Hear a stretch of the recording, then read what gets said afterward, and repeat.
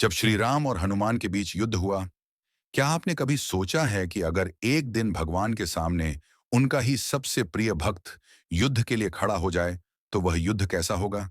यह कथा शक्ति या अहंकार की नहीं है। यह कथा है भक्ति, वचन और धर्म की टकराहट की। यह लीला शुरू होती है कैलाश पर्वत से, जहां साक्षात महादेव ध्यान में लीन है।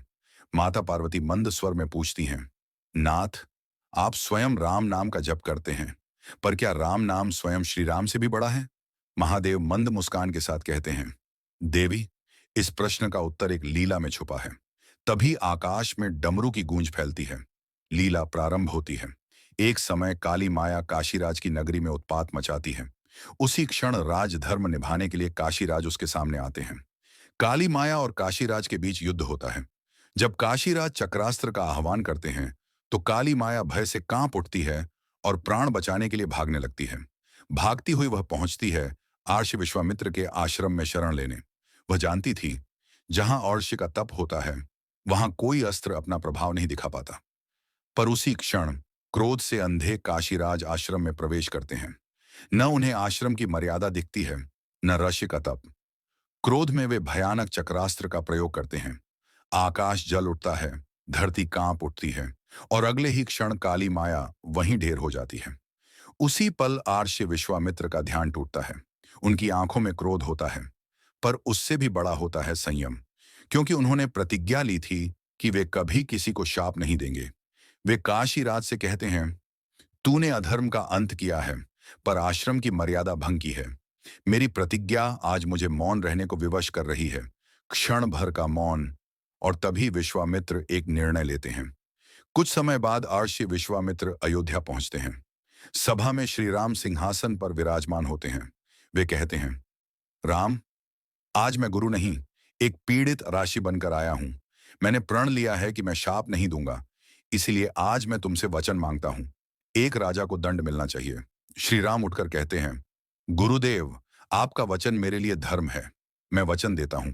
श्री राम यह नहीं जानते थे कि जिस राजा की बात हो रही है, वह उनका ही अनन्य भक्त काशीराज है। उधर काशीराज हनुमान की शरण में पहुंचते हैं। माता अंजना कहती हैं, जब तक तुम हमारी शरण में हो, तुम्हें कोई क्षति नहीं पहुंचेगी। मेरा पुत्र हनुमान तुम्हारी रक्षा करेगा। हनुमान यह नहीं जानते थे कि उन्हें स्वयं श्री राम से रक्षा करनी पड़ेगी। युद्ध का मैदान सजता है। तभी आकाश में स्वर्णिम प्रकाश फैलता है। पुष्पक विमान आकाश चीरता हुआ पृथ्वी की ओर उतरता है। विमान में मर्यादा पुरुषोत्तम श्री राम, उनके साथ लक्ष्मण, शत्रुघ्न और महर्षि विश्वामित्र। अयोध्या की सेना अनुशासन में श्री राम के पीछे खड़ी होती है। यह कोई साधारण आगमन नहीं था। यह था धर्म का स्वयं रणभूमि में उतरना। एक ओर मर्यादा पुरुषोत्तम श्री राम की शक्ति शस्त्रों में नहीं थी, उनकी शक्ति थी मर्यादा में। उनका एक बाण केवल शरीर को नहीं, अधर्म को भेदने में सक्षम था। वे चाहते तो एक क्षण में संपूर्ण वानर सेना को परास्त कर सकते थे, पर श्री राम शक्ति से नहीं, धर्म से युद्ध करते हैं।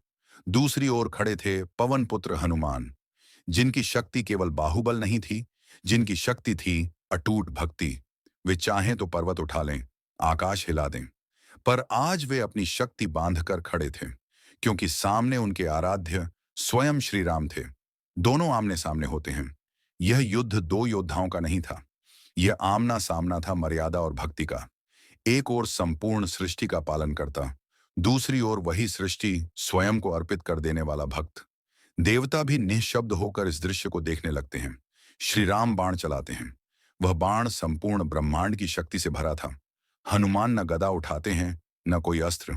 वे केवल राम नाम का स्मरण करते हैं। पर राम नाम उस बाण से भी अनंत था। जहां बाण की गति रुकती है, वहीं भक्ति की सीमा शुरू होती है। बाण पास आकर भी हनुमान को स्पर्श नहीं कर पाता।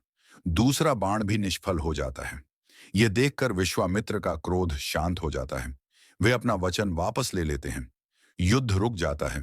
तभी आकाश से दिव्य प्रकाश उतरता है। उसी प्रकाश में महादेव माता पार्वती के साथ प्रकट होते हैं। महादेव कहते हैं, यह युद्ध शक्ति का नहीं था, यह युद्ध था भक्ति और वचन के बीच। पार्वती पूछती हैं, तो प्रभु राम बड़े हैं या राम नाम? महादेव मुस्कुराकर कहते हैं, राम मर्यादा है, पर राम नाम अनंत और अविनाशी है। हनुमान हाथ जोड़कर कहते हैं, मेरे लिए न राम बड़े हैं, न राम नाम। मेरे लिए सेवा सबसे बड़ी है। महादेव कहते हैं, तथास्तु पवन पुत्र। जब तक राम कथा जीवित रहेगी, तू अमर रहेगा। जहां भक्ति होती है, वहां युद्ध भी लीला बन जाता है। यही है राम और हनुमान की कथा। युद्ध की नहीं, भक्ति की विजय। महादेव और पार्वती मुस्कुराते हुए इसे आशीर्वाद देते हैं। और यही लीला हमें सिखाती है कि जहां भक्ति होती है, वहां शक्ति भी पवित्र बन जाती है। आखिर में हनुमान और श्री राम हृदय से मिलते हैं। सच्ची शक्ति वही है जो सेवा, भक्ति और धर्म में निहित हो, और युद्ध भी प्रेम और धर्म में परिवर्तित हो जाता है। जय सिया राम। हर हर महादेव।